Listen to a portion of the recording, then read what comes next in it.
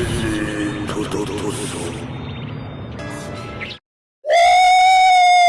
Yeah, baby! That's what I've been waiting for. That's what it's all about. Woo!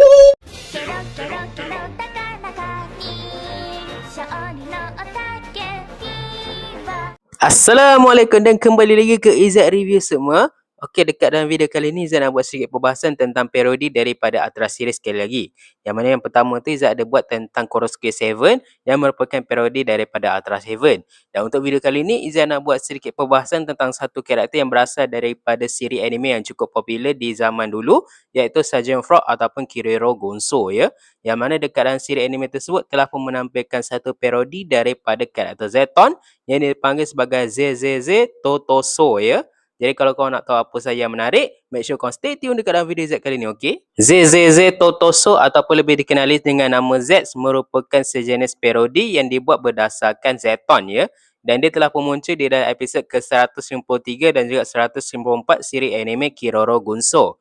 Yang mana pada waktu itu Kiroro dan juga geng-geng dia ni sedang merancang untuk melakukan penaklukan sekali lagi di bumi, dan mereka telah pun mendapat idea dengan menggunakan satu meja kopi, yang mana Kiroro tu mendapatkan idea tersebut apabila kaki dia secara tak sengaja telah pun terlanggar meja tersebut. Sementara itu di rumah keluarga Hinata ni yang terdiri daripada Natsumi dan juga Fuyuki ni, mereka ni sedang menyiapkan satu majlis untuk menyambut ulang tahun kehadiran Kiroro dan juga pasukan itu ke dalam keluarga mereka.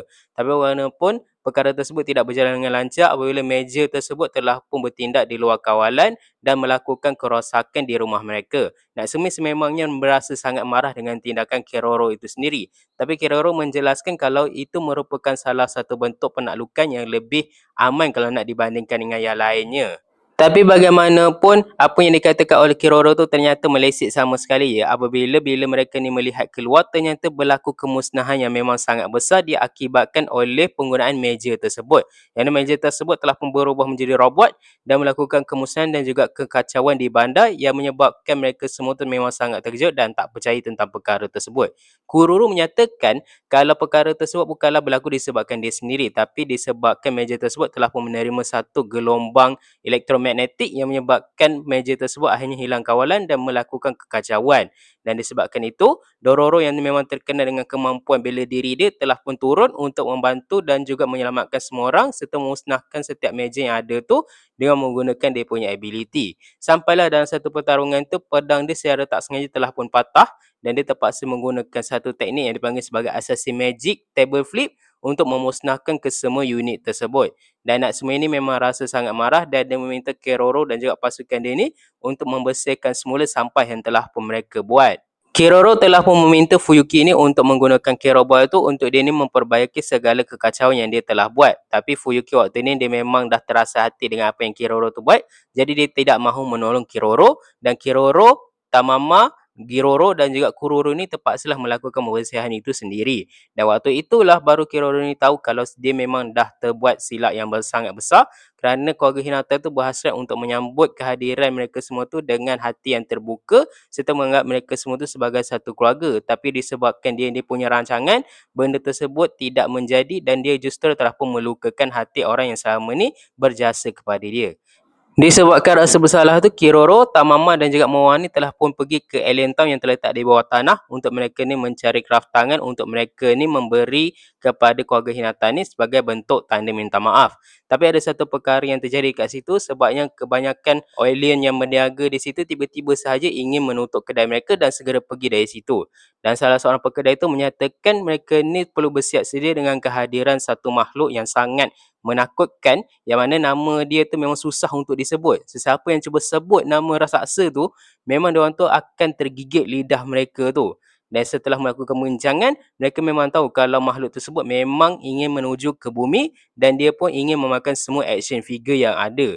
Dan waktu itu jugalah mereka ni cuba untuk mencari cara untuk mereka ni menewaskan makhluk tersebut. Tapi disebabkan waktu tu mereka ni tak dapat fikir apa-apa cara yang sesuai, jadi mereka berhasrat untuk melarikan diri. Natsumi telah pun datang dan dia agak Kiroro tu nak lari daripada tugas dia lah. dan dia terus paksa Kiroro ni untuk bersihkan bilik air pula. Dan sewaktu dia sedang membersihkan bilik air tu, Fuyuki waktu ni hati dia dah pun lembut dan memaafkan Kiroro tu, telah pun memberikan dia hadiah yang berbentuk gunpla yang disukai oleh Kiroro, dan dia ni pun membantu Kiroro tu untuk membersihkan bilik air. Dan waktu tu Kiroro ni sempatlah bertanya pada Fuyuki, sekiranya ada penakluk yang bukannya daripada kalangan dia yang datang untuk menghancurkan bumi, adakah Fuyuki ni nak ikut mereka ni? Tapi Fuyuki tu menolak sebab dia kata dia tak boleh nak abaikan bumi tu, sebabnya bumi tu ibaratkan sebagai rumah dia dan meninggalkan 1001 kenangan di situ. Dan disebabkan itu, Kiroro ni bercadang untuk menyelamatkan bumi, dan dia telah pun mengadakan mesyuarat untuk berbincang bersama dengan kumpulan dia cara yang paling sesuai untuk dia ni lakukan untuk menyelamatkan bumi. Cadangan daripada Kiroro tu adalah Kiroro ni bercadang untuk meletakkan banyak roket dekat bahagian kutub selatan untuk dia ni terbangkan dan menukar bumi itu menjadi battleship. Tapi bagaimanapun perkara tersebut ditolak oleh Kiroro kerana Kiroro menyatakan kalau bumi tak akan mampu selamat dengan adanya bahan yang sebanyak itu. Tamama punya cadangan pula adalah dia ni untuk mengumpulkan semua action figure untuk dia ni lepaskan ke luar angkasa supaya Zeze Totoso tu pergi dan menangkap figura tu semua. Tapi Kururu menyatakan kalau rancangan tersebut agak mustahil untuk dilakukan kerana dekat bumi sendiri memang ada banyak orang yang sangat fanatik dalam mengumpul action figure dan semestinya mereka akan berusaha sebaik mungkin dan juga mempertaruhkan nyawa mereka untuk melindungi action figure yang mereka ada daripada dirampas. Sementara itu sang pencerita pun memberikan juga cadangan yang mana dia bercadang untuk menukarkan bumi itu menjadi halimunan dengan menggunakan satu anti-barrier. Tapi Kururu menyatakan kalau pihak atasan mereka tak nak lagi bagi bajet kepada mereka kerana mereka telah menggunakan hampir keseluruhan bajet mereka untuk rancangan yang sebelumnya. Lebih tepatnya tu rancangan penggunaan meja tu lah. Dan waktu tu mereka ni nak meminta juga saranan daripada Dororo. Tapi Dororo ni sedang bertapa di China mengingatkan dia punya pedang dia yang patah tu yang menunjukkan ketidakmatangan dia. Dan disebabkan itu, Kiroro dan pasukan dia akhirnya telah mengambil keputusan untuk berhadapan sendiri dengan ZZZ Totoso tu. Dan disebabkan itu, Kiroro ni telah pun meninggalkan surat kepada Fuyuki sebagai salah satu cara untuk mengucapkan selamat tinggal sebelum mereka ni pergi mengorbankan diri mereka. Dan mereka ni telah pun pergi keluar angkasa dan bersiap sedia untuk berhadapan dengan musuh tersebut. Tapi bagaimanapun usaha mereka gagal dan apa yang kita dapat dengar dekat akhir sekali itu adalah mereka ni telah pun meminta bantuan dan itu sajalah yang didengar oleh Fuyuki. Dan Fuyuki tahulah kalau mereka berempat tu dah pun terkorban dalam pertarungan menentang ZZZ Totoso tu. Kisah ZZZ Totoso tu akhirnya berlanjut ke episod 154 yang mana dekat dalam episod ke 154 tu Moa ni telah pun terjemput satu tempat yang memang cukup kuno yang berada dekat dalam Alien Town tu. Dan perkara tersebut telah pun sampai ke pengetahuan Nishizawa Momoka yang merupakan kawan daripada Fuyuki dan juga Natsume ni. Dan mereka ni telah pun berjumpa dan pembantu rumah daripada Momoka tu telah memaklumkan kalau meja tersebut telah pun hilang kawalan kerana ulah daripada satu makhluk yang sedang menuju ke bumi. Dan waktu tu lah baru Fuyuki tu tahu kalau Kiroro tu dan pasukan dia telah mengorbankan diri dia untuk berhadapan dengan makhluk tersebut. Natsume ni dia memang susah nak percayalah sebab dia tahu kenakalan dan juga tingkah laku daripada Kiroro tu dan dia menganggap kalau mereka semua tu takkannya nak buat benda macam tu sebab mereka semua pun masih lagi penakluk. Takkanlah mereka ni nak melindungi bumi apa semua tu kan. Dan sebabkan itu mereka tak percaya. Tapi setelah ditelusuri balik, Moa dan juga beberapa alien yang lain iaitu Poya dan juga Poya ni telah pun membawa Yuki, Natsumi dan juga Momoka tu ke kawasan tersebut dan waktu tu barulah mereka tahu kalau tempat tersebut sebenarnya merupakan bahagian daripada robot yang pernah digunakan di masa lalu. Dan mereka berhasrat untuk menggunakan robot tersebut untuk berhadapan dengan makhluk tersebut. Dan disebabkan itu mereka ni terpaksa membuat satu senario konon-kononnya ada penakluk daripada luar yang cuba datang untuk menakluki bumi. Tapi diorang punya lakonan ni tak berjaya dan menyebabkan ramai orang tu tak percayalah dengan lakonan diorang tu sehinggalah ada satu pesawat yang telah pun terhempas dan rupa-rupanya dekat dalam pesawat tu Kiroro, Giroro, Kururu dan juga Tamama telah pun terselamat ya dan mereka telah pun membincangkan perkara tersebut dengan Kiroro dan juga pasukan dia. Setelah mengetahui kalau tempat tersebut merupakan bahagian daripada robot, mereka ni berhasrat untuk menggunakan robot tersebut untuk berhadapan dengan ZZZ Totoso tu. Jadi pada malamnya itu evakuasi secara besar-besaran telah pun dilakukan dan mereka ni telah pun pergi ke angkasa dengan menggunakan alat tersebut. tapi ternyata alat tersebut tidak boleh berubah menjadi robot dengan sangat mudah ya. Sebaliknya ada buku manual dia, dan buku manual dia bapak tebal, dan dia punya arahan dia pun memang sangat complicated.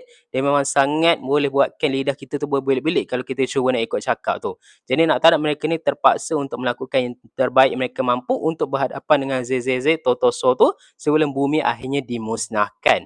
Dan lepas tu mereka ni cubalah untuk pasang alat tu, tapi mereka ni menghadapi kesulitan, dan bila mereka nampak ZZZ Totoso tu semakin menghampiri mereka, kebetulan pula pasukan Garuru yang merupakan abang kepada Giroro tu telah pun datang dan membantu mereka.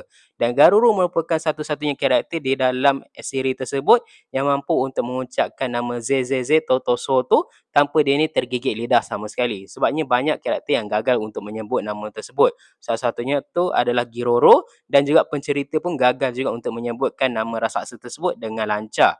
Garuru dan juga pasukan dia ni telah pun membantu pasukan Kiroro tu dengan menembak raksasa tersebut. Dan pasukan Kiroro ni akhirnya telah pun menyambung semula diorang punya transformasi, dan setelah transformasi tu selesai, mereka ni jadi pelik. Apa sah robot ni kecil je, bukan kepatutnya robot tu saiz besar ke?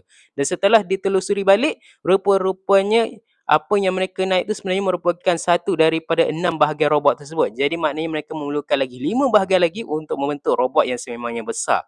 Dan waktu tu pasukan Garuru ni telah pun berjaya ditembak jatuh oleh ZZZ Totoso tu, dan mereka ni mula kehilangan harapan. Tapi untungnya Dororo kebetulan nampak apa yang mereka lakukan tu, telah pun memanggil semua alien yang ada dekat dalam dunia tu untuk membantu mereka tu berhadapan dengan ZZZ Totoso tu. Jadi mereka telah pun bergabung untuk membentuk satu robot yang besar. Dan ada satu bahagian cukup kelakar dekat sini, yang mana berbeza dengan siri Sentai yang biasanya bila mereka melakukan gatai dan sebagainya tu, karakter tu masih lagi steady dekat tempat dia orang tu, dan mereka sama sekali tidak terkena kesan sampingan daripada apa yang terjadi sewaktu proses gatai itu berlaku. Tapi dekat dalam siri ni, mereka semua tu melambung-lambung dan juga tercampak ke sana ke sini kerana melakukan gatai tersebut. Jadi selepas gatai itu selesai, mereka akhirnya telah pun bertarung dengan ZZZ Totoso tu. Dan pertarungan yang disajikan tu pada Z memang cukup simple. Setelah mereka ni mengetahui kelemahan daripada ZZZ Totoso tu, mereka ni cuba untuk menyerang bahagian kaki dia. Memang betul serangan tu berjaya, tapi ZZZ Totoso ni membalas semula serangan tersebut sehingga menyebabkan mereka semua ni menghadapi kesulitan. Dan waktu tu Kiroro ni berhasrat untuk mengorbankan diri dia dan membuat sesuatu, jadi dia telah pun berlari. Tapi sayang waktu dia berlari tu, dia secara tak sengaja telah pun terpijak kulit pisang, dan kulit pisang tu telah pun menembusi tingkap daripada robot mereka dan telah pun mengakibatkan lubang yang besar sebelum Kiroro akhirnya disedut untuk menghentikan dan juga menyelamatkan orang lain daripada disedut keluar. Dan waktu tu jugalah ZZZ Totoso tu terpijak kulit pisang tu, dan dia akhirnya telah pun jatuh ke ruang angkasa yang sangat jauh ya. Itulah dia ya pengakhiran daripada ZZZ Totoso tu, dan bumi kembali aman semula. Jadi itulah dia sedikit sebanyak berkenaan dengan ZZZ Totoso, yang mana ZZZ Totoso tu merupakan salah satu parodi yang dibuat berdasarkan Zeton ya. Dan sama seperti Zeton, ZZZ Totoso ni walaupun dia merupakan parodi, dia masih lagi merupakan satu karakter yang sangat memberikan ancaman terhadap Kiroro Gunso dan juga kawan-kawan dia.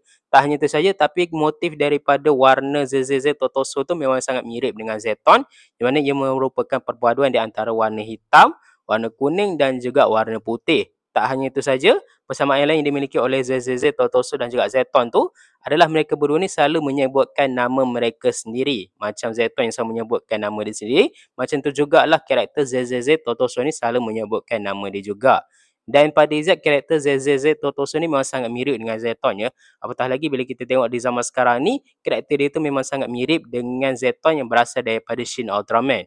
Dia punya tahap ancaman dia tu memang sangat tinggi, dengan saiz dia yang memang sangat besar tu memang sangat mirip dengan karakter Zeton daripada Shin Ultraman. Tak hanya itu saja, tapi disebabkan mereka ni nak menampakkan lagi persamaan di antara ZZZ Totoso dengan Zeton, mereka ni telah pun mengambil inspirasi daripada siri Ultraman Mebius, yang mana dalam siri Ultraman Mebius tu ada satu karakter tu yang bernama Josh tu mengatakan kalau kelemahan Zeton tu terletak di bahagian kaki dia. Dan disebabkan itulah mereka menyatakan kalau kelemahan yang dimiliki oleh ZZZ Totoso tu terletak pada kaki dia yang membolehkan mereka ni untuk melakukan serangan ya. Dan pada Z ini merupakan satu periode yang cukup unik lah, dan cara kekalahan daripada ZZZ Totoso tu memang sangat-sangat kelakar dan tak sama langsung dengan apa yang kita expect daripada dia. Kita expect akan ada berlakunya satu pertarungan yang cukup epik. Tapi last-last tak ada satu pun pertarungan yang epik. Sebaliknya dia tu kalah dengan cara yang sangat kelakar dan usaha daripada Kiroro dan juga kawan-kawan dia tu macam sia-sia sahaja. Tak hanya tu saja, tapi dekat dalam episod ke-154 tu kita pun ada dihadirkan juga dengan cameo daripada Gankyu yang pernah muncul di dalam serial Ultraman Gaia episod yang ke-6.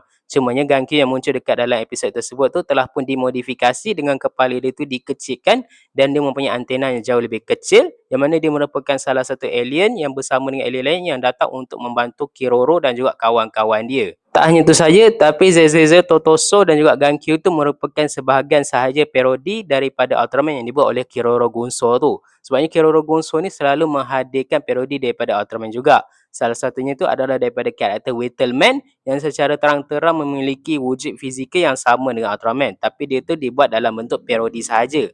Dan tak hanya itu saja, siri anime ni pun telah pun dibuat oleh Sunrise Studio, which is merupakan studio yang sama yang buat siri Gundam dan juga studio yang sama yang buat siri Ultraman Juniors. Dan tak hanya itu saja, tapi dia orang punya manga ni pun memang ada kaitan dengan beberapa siri tokusatsu. Contohnya macam Kamen Rider, Metal Hero, Super Sentai, Ultraman dan banyak lagi. Jadi sebabkan itu mereka ni bebas untuk melakukan parodi daripada siri-siri yang Izzat dah sebutkan tadi tu. Even sebelum ni pun dia orang pernah juga buat parodi daripada Super Sentai dan itu memang sangat menarik ya. Tak hanya itu, tapi yang paling terbaru yang Kiroro Gunso ni buat adalah mereka ni telah pun membuat parodi daripada satu movie Gundam dan itu memang sangat kelakar apabila mereka tu telah pun meniru hampir sama dengan apa yang dilakukan oleh poster asal tu dan itu merupakan satu benda yang pada Izzat cukup menarik dan juga cukup kelakar. Kebetulan pula mereka berdua ni berada di bawah studio yang sama. Jadi dia orang punya parodi tu memang sangat tak dijangka dan memang sangat menarik untuk kita saksikan. Jadi Izzat rasa tu sajalah kot video kita hari ini berkenaan dengan ZZZ Totoso yang merupakan parodi daripada Zeton. Kalau korang pernah tengok siri Kiroro Gunso ni, apa pendapat korang? Adakah korang suka ataupun tidak dengan anime ni? Jangan lupa tinggalkan komen korang kat bawah. Jangan lupa like, share dan subscribe ke channel Izzat. Kita jumpa lagi di perbahasan parodi Ultraman yang lainnya. Assalamualaikum dan bye.